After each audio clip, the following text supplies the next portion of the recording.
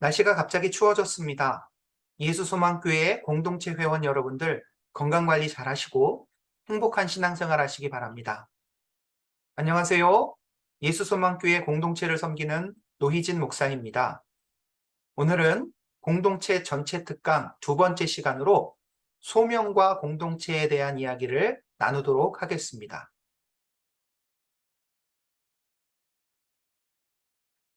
소명이 무엇일까요? 영어로는 calling, 순우리말로는 부르심이라고 합니다. 쉽게 말해서 부른다. 그게 소명입니다.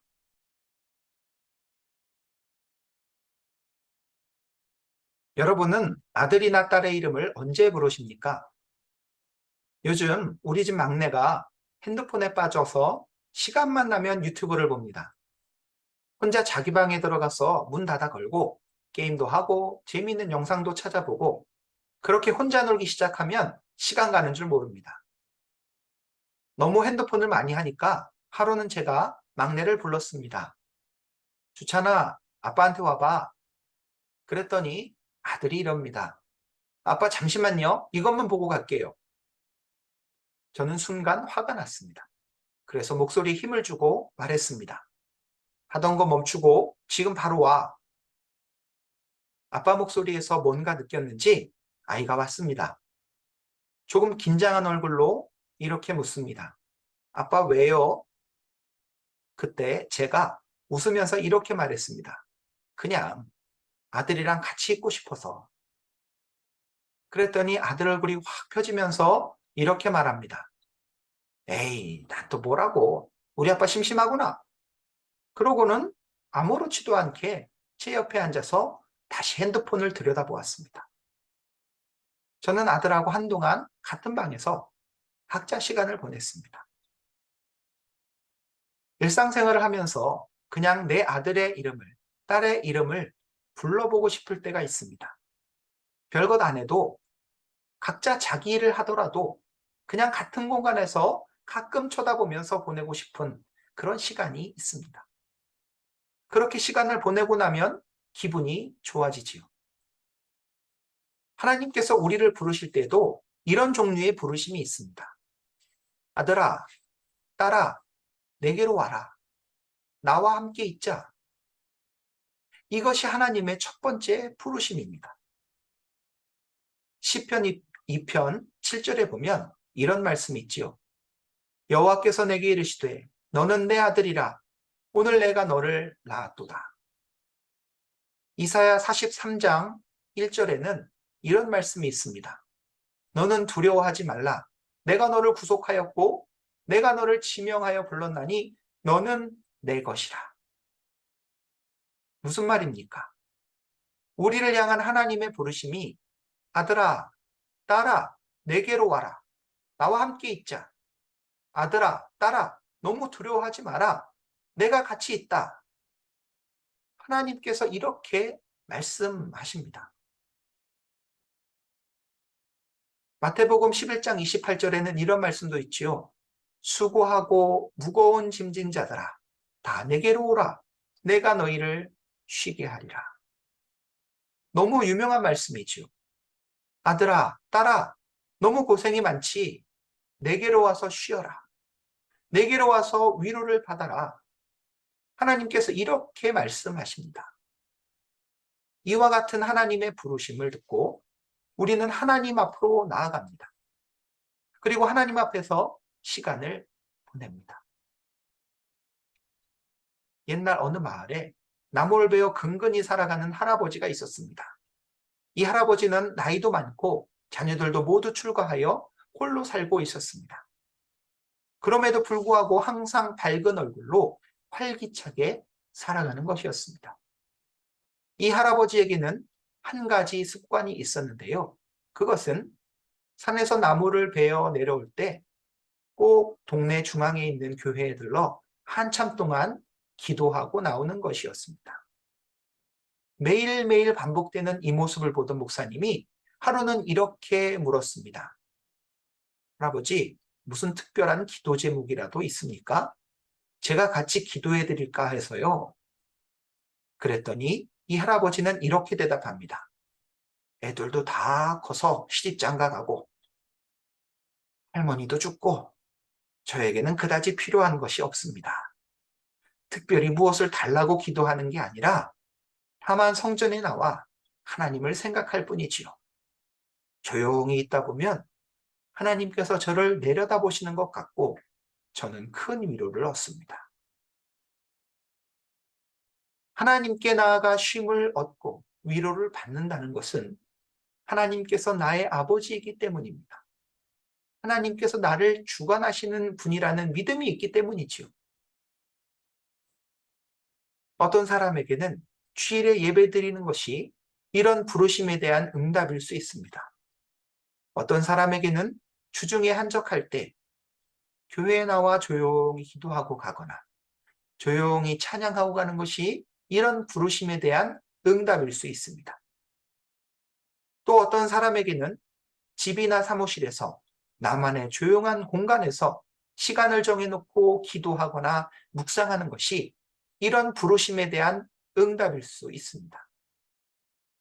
아들아, 딸아, 하던 일을 잠시 멈추고 내게로 와라. 나와 함께 있자. 여기서 위로를 얻고 새 힘을 얻으라. 이런 하나님의 부르심을 구원으로의 부르심 또는 자녀로의 부르심이라고 합니다.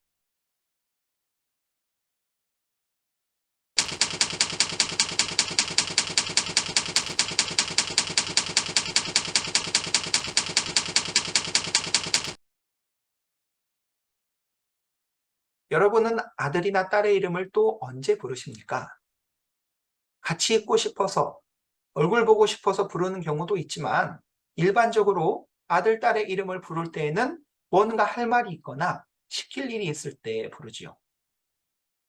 신앙생활을 할 때 우리가 이야기하는 소명, 부르심이라는 말도 주로 이런 경우에 사용합니다. 이런 부르심에는 특별한 이유와 목적이 있습니다. 하나님께서 우리에게 무언가 부탁하실 때, 시킬 일이 있을 때 소명이라는 말을 사용하는 것이지요. 플러 신학교 총장을 지낸 마크 레버튼 교수는 소명에 대해서 이렇게 정의합니다.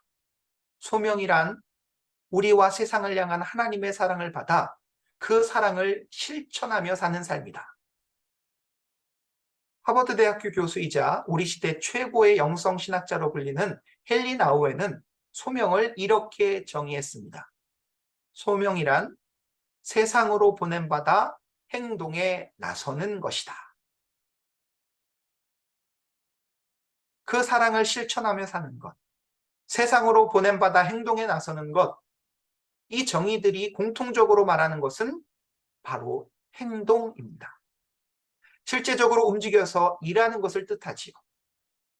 이것을 사역으로의 부르심이라고 하는데요. 좀 쉽게 말하면 일하라고 부르시는 것입니다.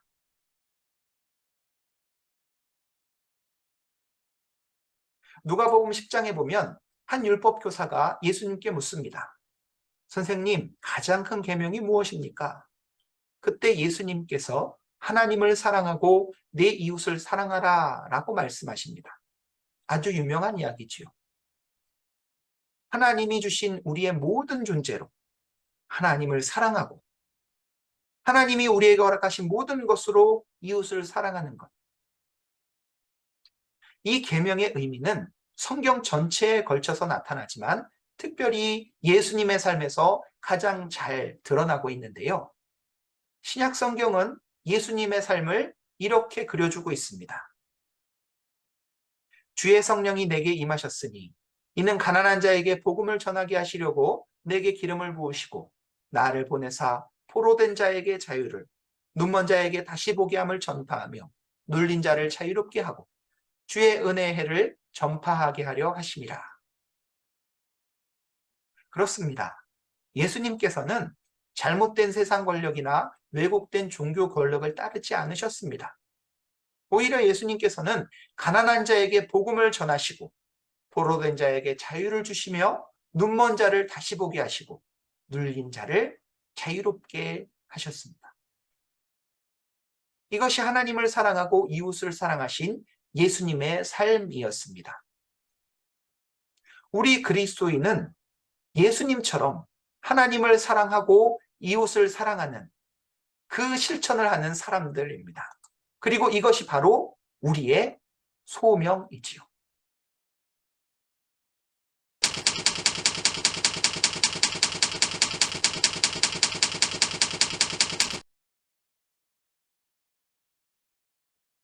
출애굽기 3장에는 모세의 소명 장면이 등장합니다. 하나님께서 가시떨기 나무 가운데서 모세를 부르시고 그에게 할 일을 주십니다. 이 장면이 너무나 극적이고 너무나 확실해서 잊어버릴 수 없는 일생일대의 사건이었습니다.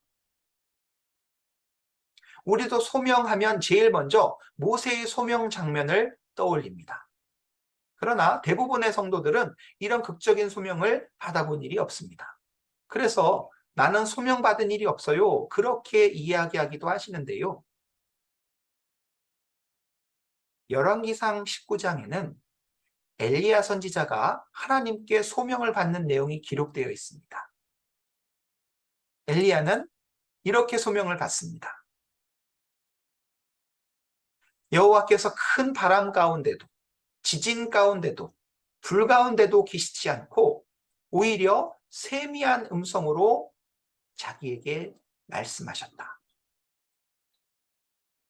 대부분의 경우 하나님의 부르심은 모세와 같이 거창하게 그렇게 부르시는 것이 아니라 엘리야 같이 세미한 음성 가운데 우리에게 다가오시고 말씀하십니다. 잔잔한 감동으로 우리에게 다가오셔서 차분하게 결심하게 만들지. 일상생활을 하면서 누군가의 이야기를 통해서 누군가의 도움을 청해서 말씀을 듣는 가운데 내 마음속에 잔잔한 감동으로 우리에게 결심하게 하고 행동하게 하는 겁니다. 이렇게 사람들은 일상생활 속에서 하나님의 음성을, 하나님의 말씀을 잔잔하게 듣습니다. 그리고 우리의 일상 속에서 작은 변화를 만들어 갑니다.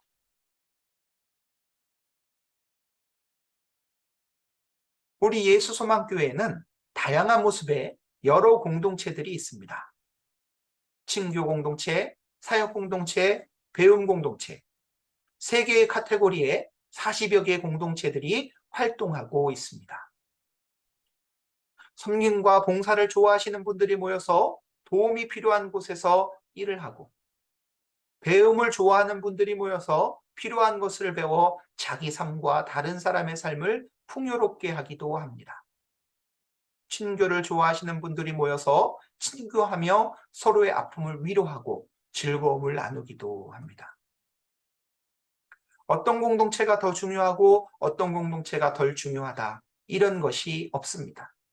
어떤 공동체가 활발하고 어떤 공동체는 침체되어 있고 이런 비교도 할 필요가 없습니다. 정말 중요한 것은 내가 지금 이곳에서 어떤 존재로 어떤 일을 하며 살고 있는가입니다. 다른 사람에게 덕을 끼치는 삶을 살고 있습니까? 다른 사람에게 사랑을 베풀고 있습니까?